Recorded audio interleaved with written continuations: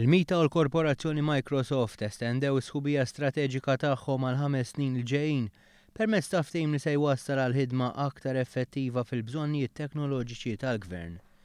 Dan sar b'investiment ta' 12 miljun u 500,000 euro f'liċenzji għas software u dettalji tħabbru waqt konferenza tal-aħbarijiet it-tnejn filgħodu.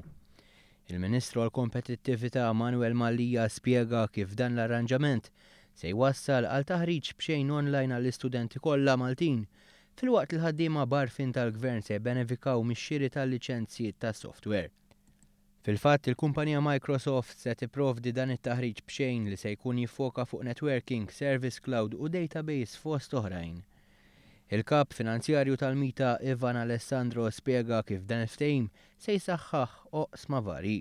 Ara, dal-agreement se jeni biljana li nkomplu nimplementaw l-istrateġija digitali li tinvolvi numru ta' proġetti u l-areas ta' mobility, eccetera, eccetera.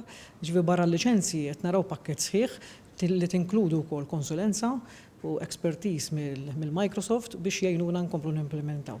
Min-naħa l-oħra għandna l-alleanza strateġika mal-Microsoft li tkompli tgħinna wkoll min-naħa tagħha li tina benefiċċji. U kol qed nifukaw għall-areas tal-istudenti biex intuhom fundamental courses fl-areas tal-IT. Dan il-ftehim jibni fuq dak preċedenti u se jwassal biex jaħdmu b'aktar sinkronizzazzjoni d-dipartimenti kollha tal-Gvern. Permezz tiegħu se jbenefikaw il-kumpaniji startups għax se jgawdu minn self ta' apparat u taħriġ kontinwu fl-iżvilupp tal-cloud u applikazzjonijiet tal-mobile.